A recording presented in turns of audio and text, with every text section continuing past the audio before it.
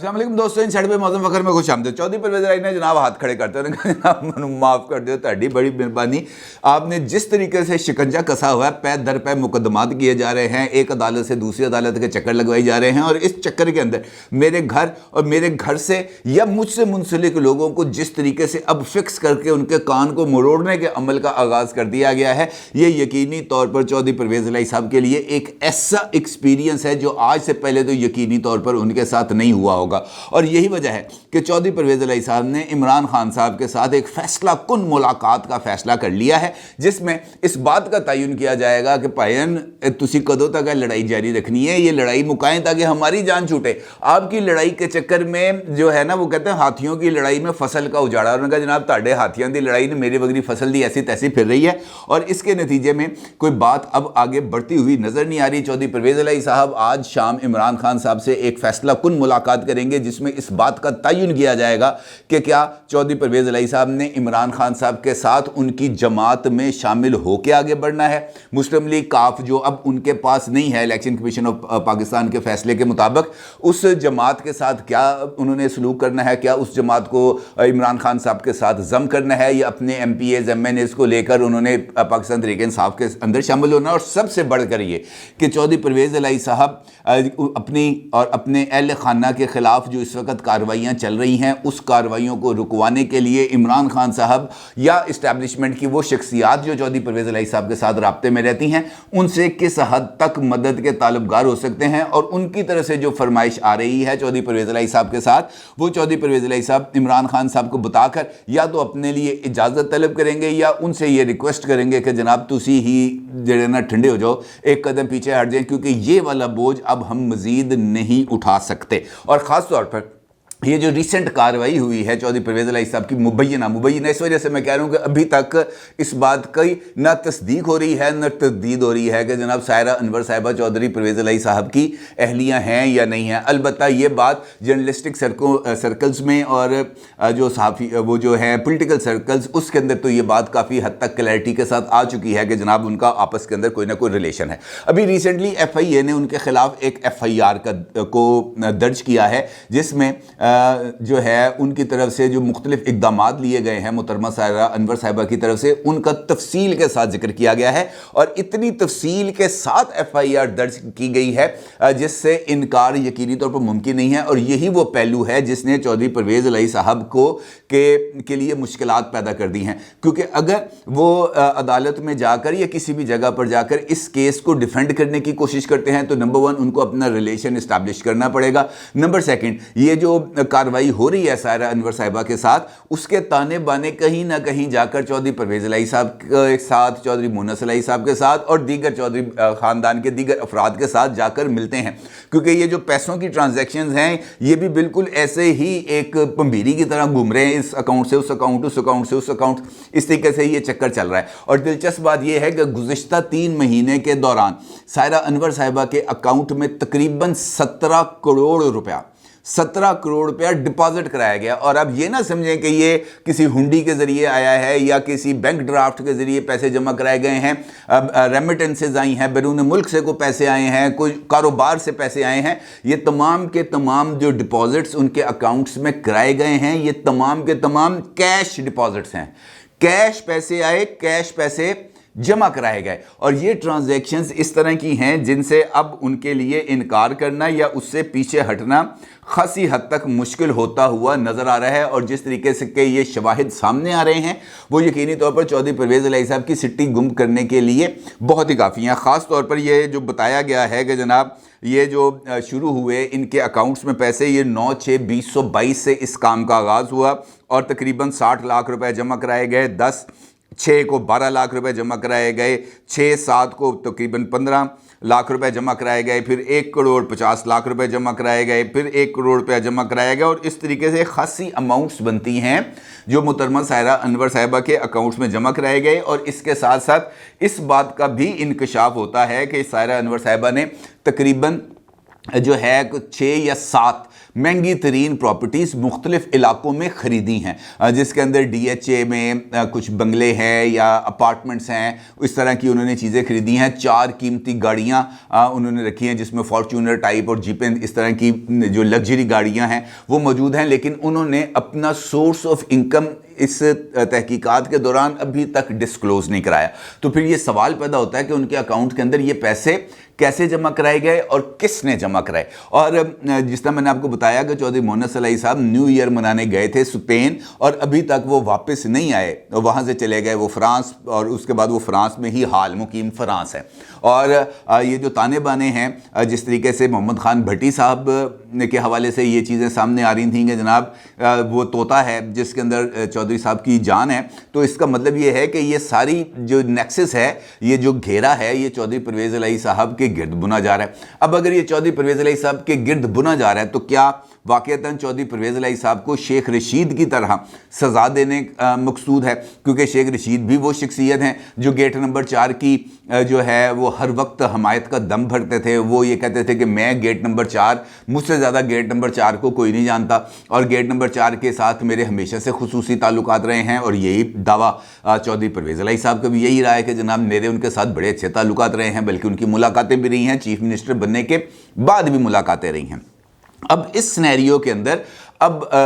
अगर चौधरी परवेज़ इलाही साहब को जो है ये जो मुकदमा जिनका मैं आपके साथ जिक्र कर रहा हूँ, सिर्फ मोहम्मद खान भट्टी पर ये प्रिंसिपल सेक्रेटरी बनने के बाद 90 करोड़ रुपए की करप्शन के केस सामने आया, तो ये जो सारे इशारे हैं ये उसी सिमत में जा रहे हैं। अब एक जानिब चौधरी परवेज़ इलाही साहब के लिए ये एक प्रॉब्लम क्रिएट हुई है, दूसरी जानिब इमरान खान साहब हैं जो उनके लिए मज़ीद प्रॉब्लम्स क्रिएट करते हैं अपने अग्रेसिव नैरेटिव की वजह से। और फिर उसके साथ साथ वो जब यू टर्न लेते हैं तो सारे का सारा नैरेटिव एकदम ऐसे बैठता है जिस तरह सरफ की झाग नहीं बैठ जाती, बिल्कुल ऐसे जो है वो सिचुएशन डेवलप होती है। और फिर जो इलेक्शंस हैं जिसके लिए उन्होंने असेंबली को डिसॉल्व किया था, वो इलेक्शंस भी होते हुए नज़र नहीं आ रहे, बल्कि आज भी गवर्नर साहब के ज़ेर सदारत इजलास था, वो उस फैसले के नतीजे में जो लाहौर हाई कोर्ट की तरफ से दिया गया था पंजाब के अंदर 90 दिन में इलेक्शंस कराने के हवाले से, कल इस हवाले से ECP का इजलास था इस्लामाबाद में, जिसकी सदारत सिकंदर सुल्तान राजा साहब ने की थी। और इस इजलास के अंदर भी कोई फैसला नहीं हो पाया था, मां सिवाय इसके कि जनाब हाई कोर्ट के जो ऑर्डर है उसके मुताबिक ज़रा गवर्नर पंजाब से मिल लें। और उस इजलास के अंदर जो जो इबाम जिस जिस जगह पर पाए जाते थे वो मैंने आपकी कल की वीडियो में आपके साथ बड़ी डिटेल में शेयर किए थे। और आज उन तमाम जो अंदर की कहानी थी जो मैंने ECP के हवाले से आपको बताई थी, वो तमाम के तमाम नकात जो मैंने आपकी खिदमत में पेश किए थे, वो आज गवर्नर साहब के साथ होने वाली मीटिंग के बाद खुद सेक्रेटरी जो है इलेक्शन कमीशन, उन्होंने उन तमाम नकात की तस्दीक कर दी। उन्होंने कहा जनाब गवर्नर साहब का तो ये सीधा सा कहना है कि मैंने असम्बली तोड़ी नहीं, लिहाजा मैं तो इलेक्शन की डेट नहीं देता। दूसरी बात ये है कि ये सारी पंजाब गवर्नमेंट आपके सामने बैठी है, चीफ सेक्रेटरी बैठे हैं, IG साहब बैठे हैं, बाकी आप लोग बैठे हैं,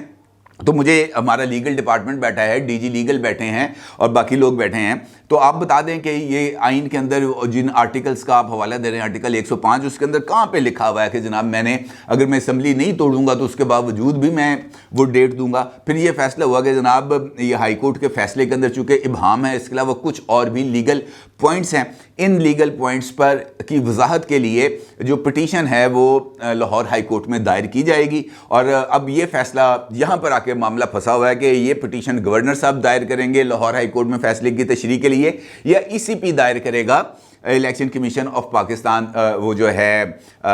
लाहौर हाई कोर्ट में कि जनाब इस हमें आपके फ़ैसले की समझ नहीं आ रही, ज़रा बराए करम हमें ज़रा आसान अल्फाज में ये समझा दें कि ये फ़ैसले के अंदर आप चाहते क्या थे, आप ये जो फ़ैसले के अंदर जो इबहाम है इसको कैसे दूर किया जा सकता है। अब ये एक अजीब सी एक मेसी सिचुएशन बनी हुई है जहाँ पे हर कोई अपनी अपनी लड़ाई लड़ रहा है और अपनी अपनी लड़ाई के लिए जो है वो मुख्तलिफ हरबे इस्तेमाल किए जा रहे हैं। मरीम नवाज़ साहब हैं, उन्होंने भी आज गुफ्तगू की है और मुस्लिम लीग कारकुनों से उन्होंने ख़िताब की है और यहाँ पर भी उन्होंने यही कहा है कि इमरान खान अब अदलिया के घोड़े पर सवार होकर आने की कोशिश करें। इसका मतलब ये है कि उनका ये कहना था कि पिछली मरतबा जब वो इक़्तिदार में आए थे तो वो इस्टेब्लिशमेंट के कंधों पर सवार होकर आए थे या इस्टेब्लिशमेंट की बैसाखियाँ लेके आए थे इक़्तिदार में। इस मरतबा वो अदलिया को इस्तेमाल करते हुए आ रहे हैं इक़्तिदार में। और बुनियादी तौर पर मेरा ये ख्याल है, हो सकता है मैं गलत भी हूँ, कि मरीम साहबा का इशारा ये है کہ عدلیہ سے جس طریقے سے عمران خان صاحب کو پے در پے سپورٹ ملتی ہے، پے در پے ریلیف ملتا ہے۔ پہلے اسلام آباد ہائی کورٹ میں ان کی گڈی چڑھی ہوئی تھی، سپریم کورٹ میں بھی ان کا یہی تھا، اب آج کل لاہور ہائی کورٹ کے اندر ہر ایک چیز وہ لاہور ہائی کورٹ کے اندر لے کے آ رہے ہیں، خود بھی لاہور میں مقیم ہے۔ تو یہ ان کا یہ ماننا ہے کہ ان چیزوں سے بہت سارے ابہام جو ہے وہ پیدا ہو رہے ہیں اور ان ابہاموں کو دور کرنا ضروری ہے۔ اور مریم نواز کی اس بات پر جو سابق صوبائی وزیر ہیں علی افضل سعید صاحب، انہوں نے بھی ایک ٹویٹ کا جو ہے مریم صاحبہ کی ایک جو گفتگو ہے اس کا اسکرین شاٹ لگایا اور اس کے ساتھ انہوں نے وہ اپنا موقف انہوں نے رکھا کہ جناب یہ ہم وہ لوگ نہیں ہیں جو ججوں کو فون کرتے تھے، جسٹس ملک قیوم کو فون کرتے تھے اور یہ کہتے تھے کہ جناب بینظیر بھٹو صاحبہ کو سزا ہونی چاہیے، ہم وہ لوگ نہیں ہیں۔ ہم جو ہے آزادی پر یقین رکھتے ہیں اور عدلیہ کے اوپر ہم کسی بھی طور پر وہ جو ہے اپنا اثر و رسوخ استعمال کرنے کی کوشش نہیں کرتے۔ مطلب یہ تھا ان کا کہ جناب ہم بالکل سادہ سے لوگ ہیں، ہم دہی کے ساتھ بیٹھ کے روٹی کھاتے ہیں، اپنے ڈیرے پر سیاست کرتے ہیں، ہمارا اگر کوئی عزیز رشتہ دار کسی بھی جگہ پر موجود ہے تو ہم اس تعلق کو سیاست کے لیے استعمال نہیں کرتے۔ میرا خیال ہے کہ ان کا بنیادی طور پر کہنے کا یہ وہ تھا مقصد، اور یہی انہوں نے بات کو کنوے کرنے کی کوشش کی۔ انفیکٹ انہوں نے اپنا جو ریلیشن ہے ایک اعلیٰ عدالتی شخصیت کے ساتھ اس کو انہوں نے کلیریفائی کرنے کی کوشش کی، لیکن وہ تو جو ایک سوال لوگوں کے ذہن میں پیدا ہو جاتے ہیں، یہ تو ایک اب بڑی ایک اوپن سی چیز بن چکی ہے کہ کوئی کسی بھی جگہ پر کوئی وہ جو کیس جاتا ہے کس کی طرف سے جاتا ہے، سب سے پہلے یہ دیکھا جاتا ہے، پھر یہ دیکھتا ہے کہ جناب فلاں فریق گیا ہے عدالت میں تو بینچ کون سا بنا ہے، پھر اس بینچ کی تشکیل دیکھی جاتی ہے، اس کی کنسٹرکشن دیکھی جاتی ہے، اس کے اندر فلاں ہے، اس کے اندر فلاں ہے، اس کے اندر فلاں ہے، اس کے اندر فلاں ہے، پھر بینچ بنتے ساتھ ہی لوگوں کا ذہن ساز ہو جاتا ہے کہ جناب یہ بینچ بن گیا، اس کا یہ فیصلہ آئے گا، وہ اس کے اوپر کوئی بھی کسی طرح کا کوئی ابہام رہنے نہیں دیتے۔ اب مریم صاحبہ نے اگر عمران خان پر تنقید کی ہے، جس طریقے سے عمران خان صاحب کی طرف سے جنرل باجوہ پر تنقید کی جاتی ہے، جنرل باجوہ کو ٹارگٹ بنایا جاتا ہے، یا ان کے امریکہ کے حوالے سے بیانیے ہیں جس پر عمران خان صاحب مسلسل یو ٹرن لیتے پھر رہے ہیں، اب آغاز کہاں سے کرتے ہیں، انجام کہاں تک آتے ہیں۔ ابھی 4 دن پہلے وہ محسن نقوی صاحب کو ٹارگٹ کرتے تھے کہ محسن نقوی نے مجھے اقتدار سے نکالا، کل انہوں نے جناب سارے کا سارا بوجھ ڈال دیا جنرل باجوہ پر، یہ کہتے ہوئے کہ جناب جو ہے امریکہ کا اس کے اندر کوئی قصور نہیں ہے، امریکہ جو ہے وہ کہتے ہیں یا اللہ یا رسول امریکہ بے قصور، تو انہوں نے بھی اسی قسم کا کوئی سسٹم چلانے کی کوشش کی ہے۔ البتہ مریم صاحبہ کا جو خطاب ہے، جو انہوں نے آج گفتگو کی ہے، اس گفتگو میں میرا یہ خیال ہے کہ انہوں نے ٹارگٹ بنیادی طور پر جو ٹارگٹ ہے ان کا وہ ہیں ثاقب نثار صاحب، اور ثاقب نثار صاحب کو انہوں نے جی بھر کے رگڑا لگایا، اور خاص طور پر ثاقب نثار صاحب کا وہ فیصلہ جس کے تحت عمران خان صاحب کو صداقت اور امانت کا سرٹیفکیٹ دیا گیا تھا، انہیں فرشتہ بنا کر پیش کیا گیا تھا، اس کے اوپر انہوں نے یہ ساری بات کو کرنے کی کوشش کی ہے، لیکن جو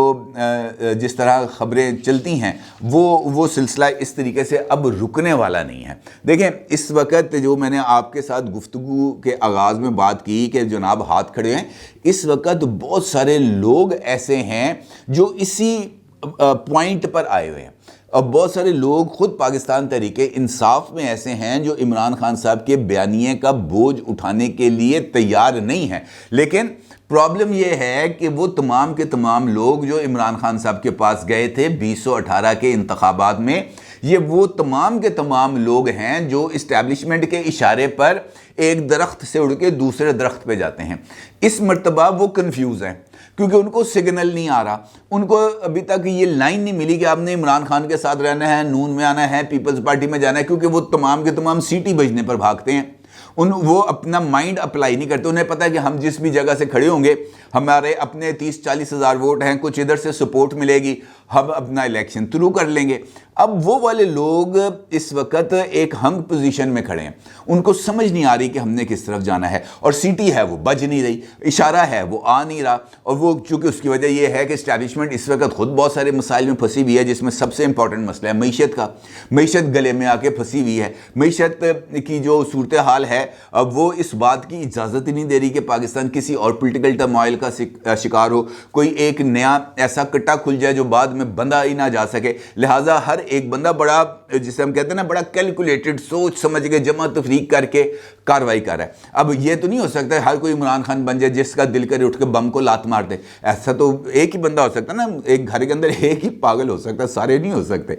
तो कहने का मतलब ये है कि ये है इनफैक्ट सिचुएशन जिसमें बहुत सारे पॉलिटिकल लीडर्स आकर फंस गए हैं। चौधरी परवेज़ इलाही साहब भी ऐसी पोजीशन में आ चुके हैं और उसकी वजह ये नहीं है कि वो मामलात को या हालात को नहीं समझते, उसकी वजह है उनके साहबजादे चौधरी मुन्नस इलाही साहब। चौधरी मुन्नस इलाही साहब ने कुछ ऐसा कोई उन्होंने वो कार्रवाई कर दी है कि वो अपनी जो फ्यूचर की पॉलिटिक्स है वो सिर्फ और सिर्फ इमरान खान साहब के साथ देख रहे हैं, या उनका कोई और एजेंडा है कि इमरान खान साहब की पार्टी को हथिया लेना है या उनसे चीफ मिनिस्टरशिप ले लेनी है, व्हाटएवर। मुझे नहीं पता कि अंदर की असल कहानी क्या है, लेकिन चौधरी मुन्नस इलाही साहब ने इनफैक्ट चौधरी परवेज़ इलाही साहब को ये जो मुश्किल सूरत हाल जिसका मैं आपके सामने जिक्र कर रहा हूँ, ये सारी की सारी मुश्किल सूरत हाल मुन्नस इलाही साहब ने अपने वालिद के लिए पैदा की है और उसके नतीजे में ख़ानदान में भी तफरीक आई, ख़ानदान के अंदर भी जो है वो नफ़रत जो है वो डेवलप हुई, एक दूसरे से दूरियां पैदा हुई